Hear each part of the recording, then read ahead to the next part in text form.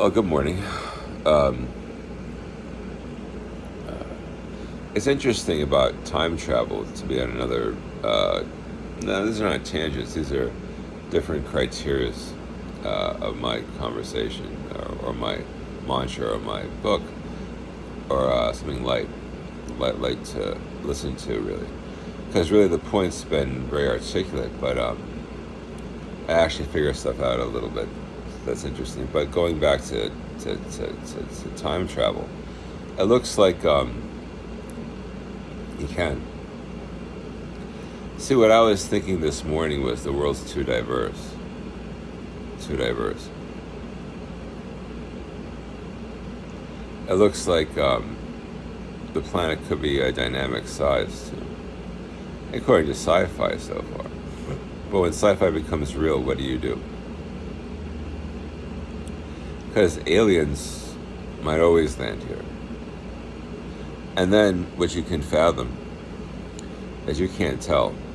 An alien can be invisible, obviously. So what do you think when you wake into Kundalini?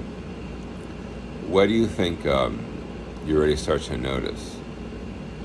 Well, right, the invisibility factors. The body doesn't recognize it, is why you're fine, I believe.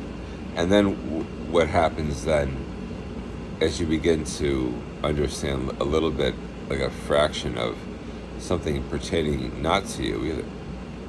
Because aliens don't know you.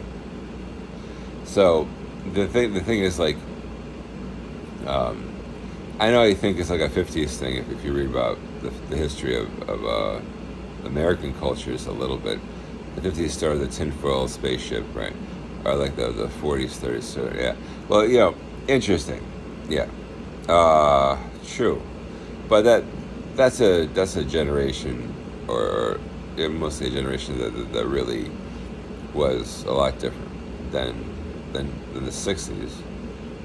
Then also the 90s to now.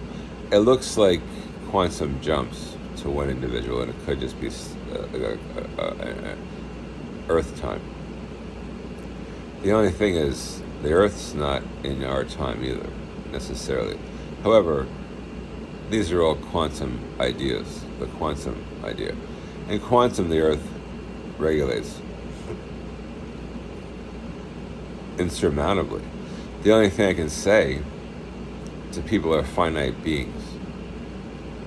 Can only handle one thing: pussy, ass, work, minimal, and playing around. That's why I wrote this song called The Existor ages ago when I was in my 20s. I still was a better writer when I was younger than I am now. I'm more lengthy now in a lyric, or something like a lyrical way of writing music.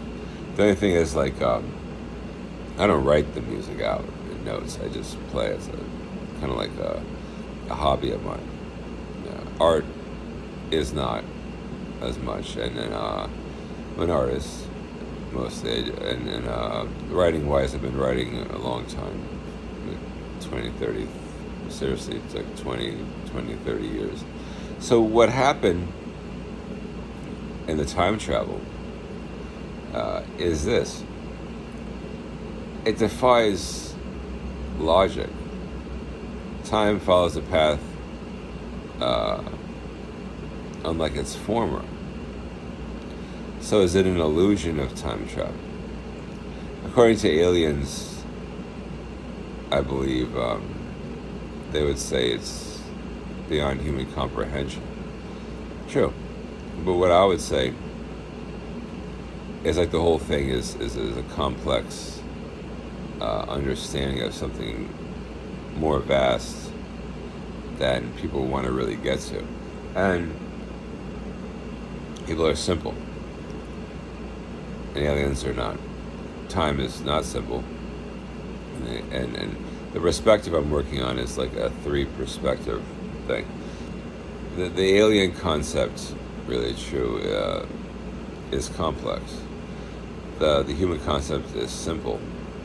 It's easy for us. And time is simple and complex. But what I'm trying to figure out really is time travel going past into the past or time travel going forward. Good movie on that is Endgame, Marvel Comics, with who's Thor's in it, I think, Chris Hemsworth, Iron Man's in it, yeah. Yeah, very good movie. I saw that movie. I think like it's all complex, and for people, they just have to do their simple, usual stuff. So that's what I do. And